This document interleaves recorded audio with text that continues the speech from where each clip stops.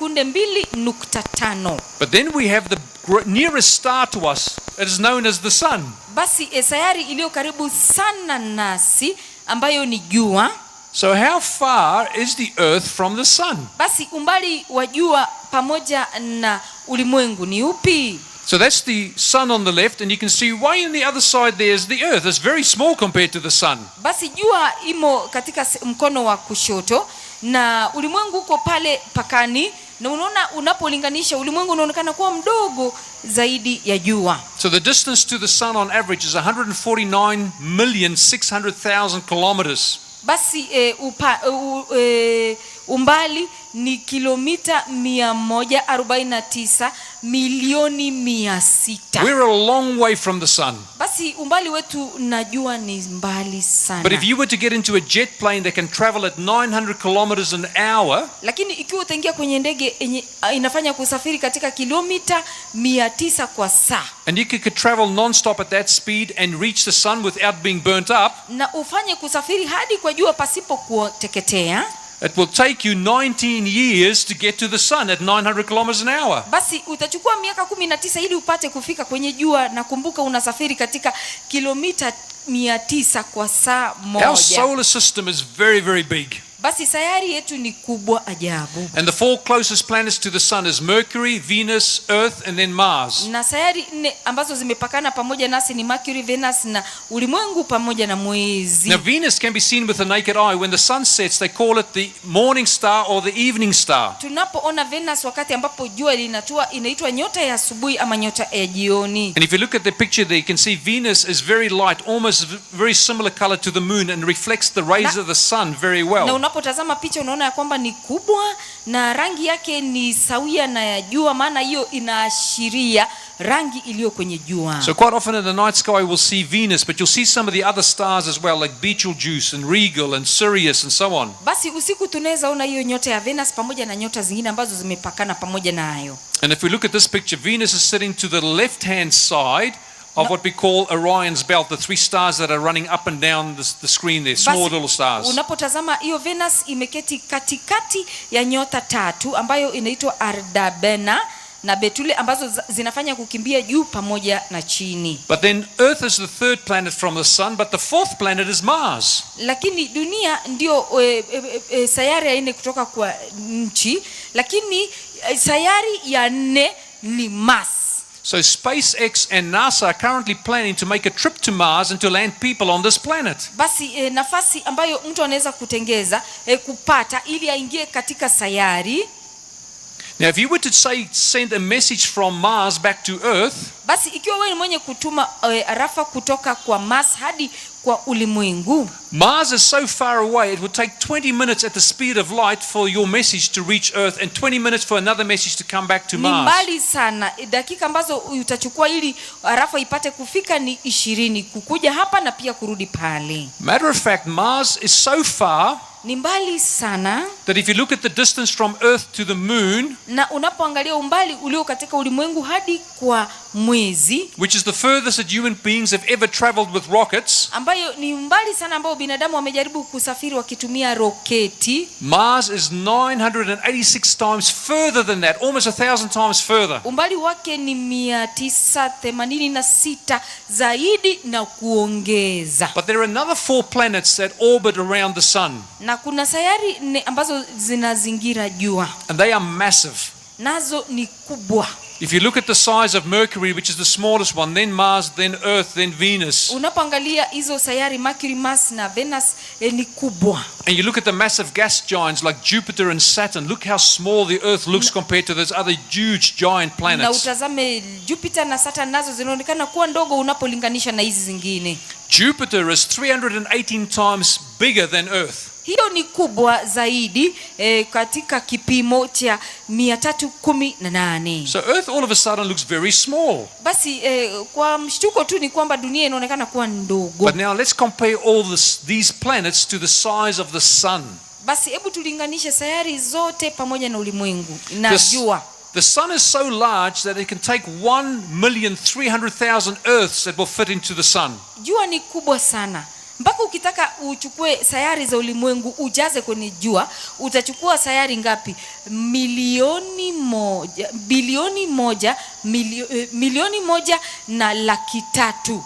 Now, in 1977, Mwaka wa 1977 NASA sent a Voyager space probe into the atmosphere. Hawa NASA waliweza kutuma chombo ili kiende kitazame pale juu angani. And they launched this on the Titan space rocket. Na haya walifanya katika roketi ambayo iliitwa Titan Space. And now Voyager is traveling through space to try and get out of our solar system and take photographs. Na hiki chombo cha Voyager kimefanya kusafiri katika ulimwengu ili kiweze kupata habari na pia kupiga picha. And after Voyager 1 had traveled for 12.5 years, na baada hiki chombo cha Voyager kusafiri katika miaka 12, when it was 6 million kilometers away from Earth, ilipokuwa kilomita milioni 6 kutoka kwa ardhi, they turned Voyager around to face Earth for one last time. Basi waliigeuza ili pate kuangalia ulimwengu kwa muda wa mwisho. And to take a photo of planet Earth. Ili wapate kupiga picha ya ulimwengu.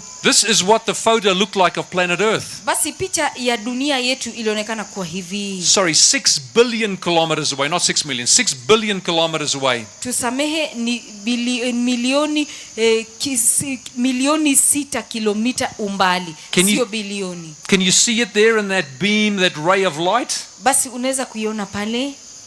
Look at that little dot. That is here. Basi, this is home. This is where we live. Basi hiyo nukta ndogo hapo ndipo hapa. So makao yetu. Everyone we've ever known, everyone we've ever loved, all our joys, all our sufferings, has all happened on that little dot there. Basi yeyote ambaye amefanya kuishi, ambaye amefanya kuteseka na raha, chochote kile ambacho kimetendeka, yote yanafanyika katika ile nukta iliyo pale. Any mother, any father, any hopeful child, inventor or explorer, mama, baba, mtoto ambaye ni mwenye kubuni chochote, ambaye ni mtembezi, every saint and sinner in history of our species, of the human race, kila mtakatifu, kila mwenye dhambi aliye katika ukoo wa binadamu, has lived on that little mote of dust suspended in a beam of light. Wamepata kuishi katika ile nukta ndogo ambayo iko na miale ya jua. And all of a sudden Earth looks very, very small when you compare it to the rest of space. Basi unapolinganisha sayari yetu pamoja na malimwengu mwingine, sayari yetu inaonekana kuwa ndogo ajabu. So we have our solar system. We have the sun and all the orbiting planets around it. Basi tuko na jua pamoja na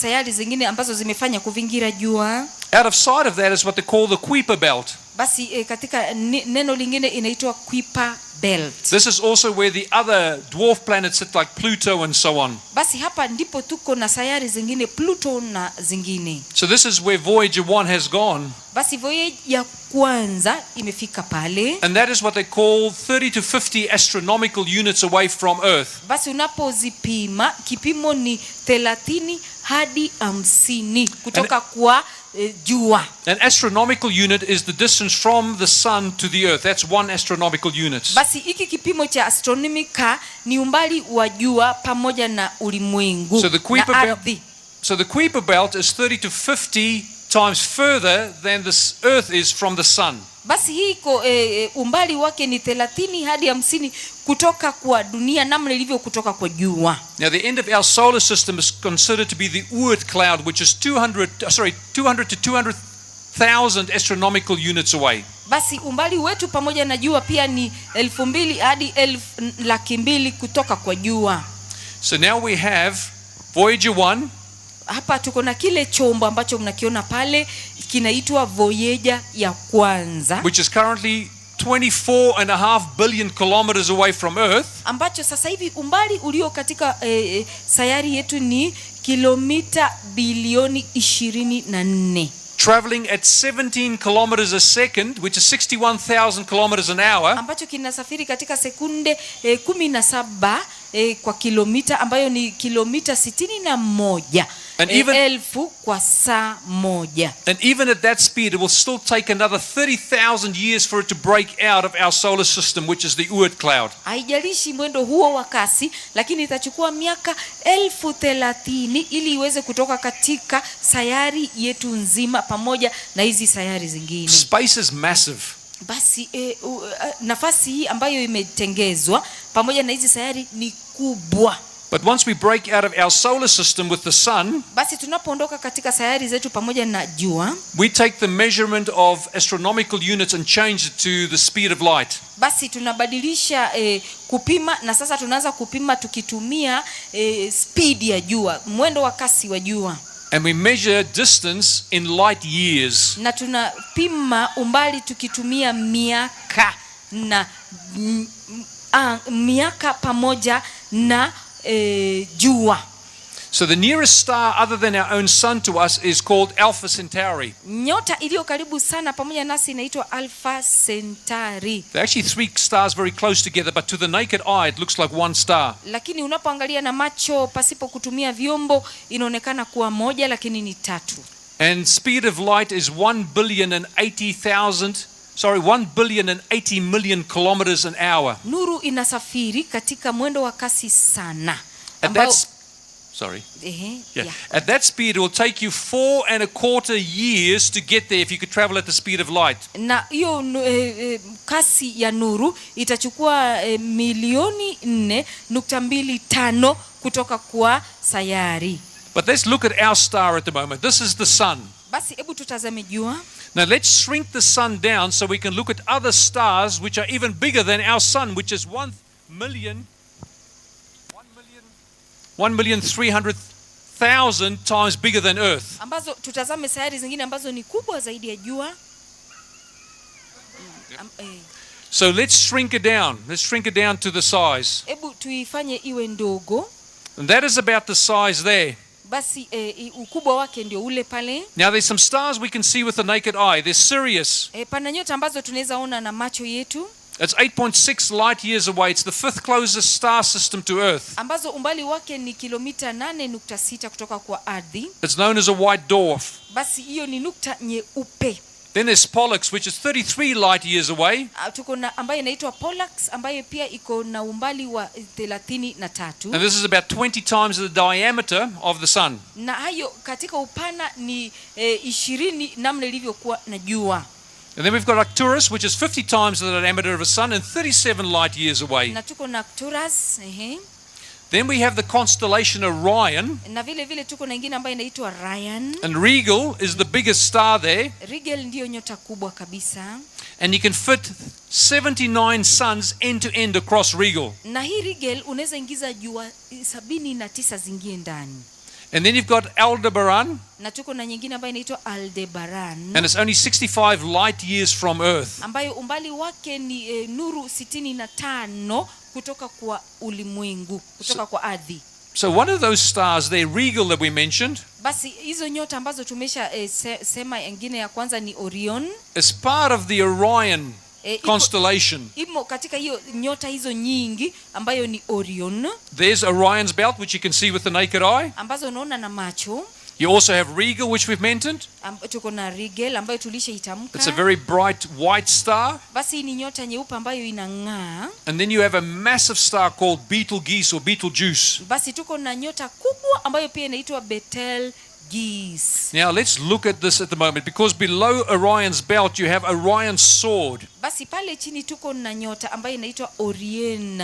And Orion's sword is where you find the Orion Nebula. Basi hapo chini yake unapata nyota nyingine ambayo inaitwa Orion Nebula. If you were to take a very big powerful telescope, you will see a most magnificent nebula in the heavens. Basi ungalichukua ile telescope kubwa ambayo ni yenye nguvu, utaiona hiyo Orion Nebula katika mawingu. They say it's not only a flat surface, it's like a cavern. It's got depth of billions and 20 million suns can fit in there easily. Basi, in the opening. Wanasema katika hii nyota ambayo inaitwa Orion unaweza weka sayari milioni 20 za jua.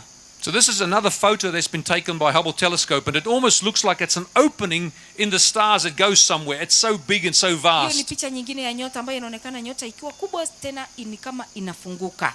This is another photo of it, just zoomed in a little bit more. Hiyo ni picha nyingine ambayo tumeifanya iwe pana kidogo. And so this is where we find Rigel.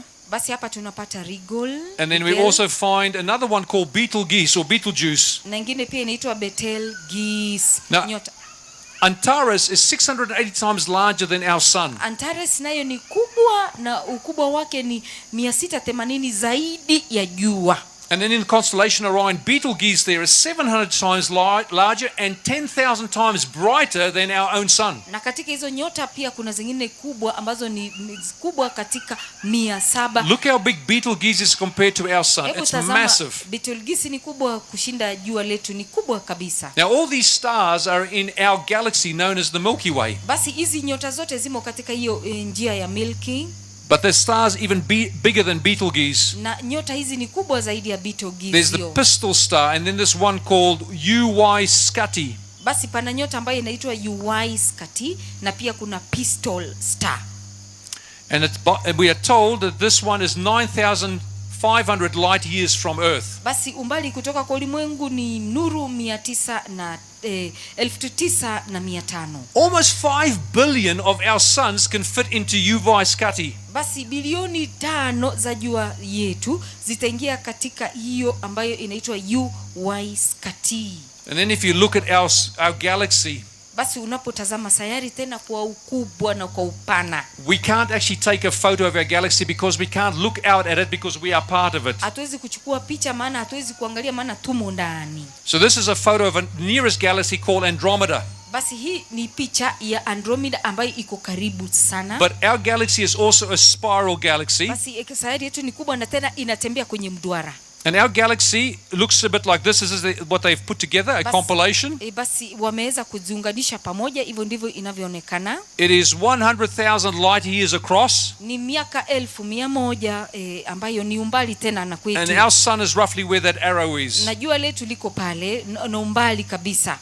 So it's an incredible, beautiful galaxy, and this is Andromeda. Basi hii ni galaxy nzuri na hii ambayo iko kwenye picha inaitwa Andromeda. But Andromeda is 2.5 million light years away from us. It's the closest spiral galaxy to us. Basi ni milioni 200.5 umbali na sisi tunapopima tukitumia viwango vya nuru.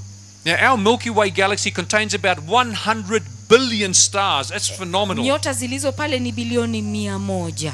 But Andromeda, this one we're looking at now, has about 1 trillion, another 10 times more Hii stars. Andromeda ambayo tunatazama iko na trilioni 1 ya nyota tena zingine. But then we zoom out again and we see ourselves in our local group of galaxy clusters. Basi tunapo tena fungua tena tunajiona tena katika kundi la nyota zingine. And there are 54 galaxies in this local cluster. Nazo ni 54. And they all look very different. There's Andromeda, there's Milky Way, there's the Sculptor, the Cat Eye. Na zote ziko tofauti, kuna Milky Way, kuna Andromeda, kuna Black Eye, kuna zote.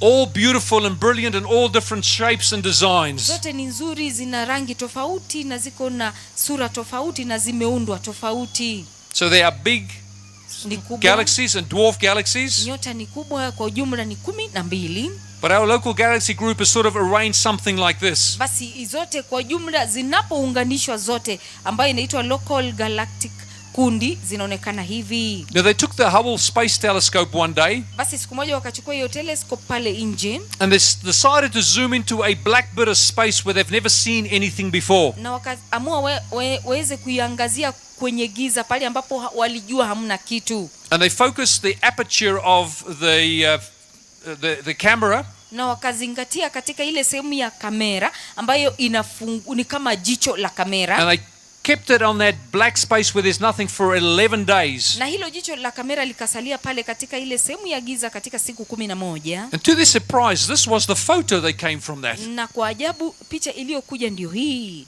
This was incredible. They'd never seen anything like this. Basi walikuwa hawajaona kitu kama hiki, ni jambo la kufurahisha. Sorry, this is the Virgo cluster. This is the Virgo cluster. Basi samahani, hii ndio nyota ambayo inaitwa Virgo cluster. This is 7,000 times greater than our local group of galaxies. Ambayo ni zaidi kwa ukubwa katika 7,000 zaidi ya hizi nyota tulizo nazo. And 100 billion times the size of the Milky Way. Na bilioni kubwa, bilioni 100 zaidi ya hii yetu ya Milky Way. And they say there's roughly 2,000 galaxies in this one. Nasema galaxy hizo ni 2,000. And the diameter in light years is 15 million light years in diameter. Na upana katika miaka tunapopima, kwa sababu tunapima kwa miaka, ni milioni 15.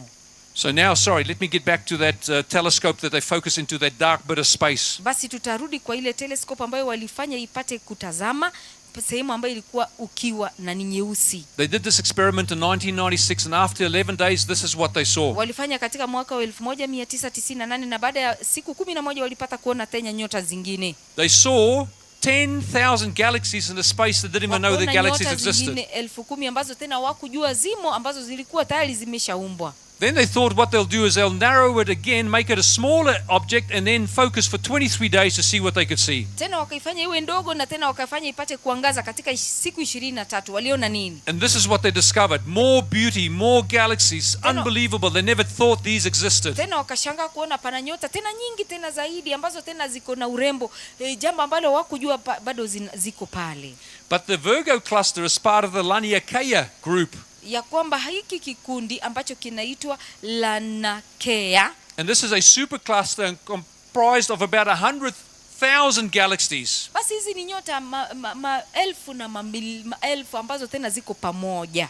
And the distance is 520 million light years across. Na upana ni milioni 520. Then they have this image of what they believe is the observable universe. In other words, what we can see with telescopes. Basi tena wakapiga picha nyingine ambayo watasema kwamba unaweza kutazama malimwengu ukitumia telescope.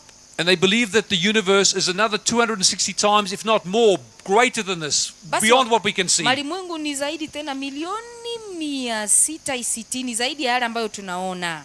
So the universe is crowded with 200 trillion galaxies, and a lot of them have got like 1 trillion stars in them themselves. Basi, kwa ujumla ni kwamba malimwengu yana matrilioni na matrilioni ya nyota ambazo ukubwa ni sayari na zaidi. The universe is vast. It is huge. Malimwengu ni mengi tena ni kubwa. We think planet Earth is big, but as I just showed you, as we kept on zooming out, how small we really are. Basi picha unapoendelea kupanua na kupanua unagundua kwamba sayari yetu ya ulimwengu ni ndogo tena sana. That's why the psalmist asked, God, why are you mindful of man? Basi ndipo wazaburi anauliza, Bwana, iweje umkumbuke mwanadamu?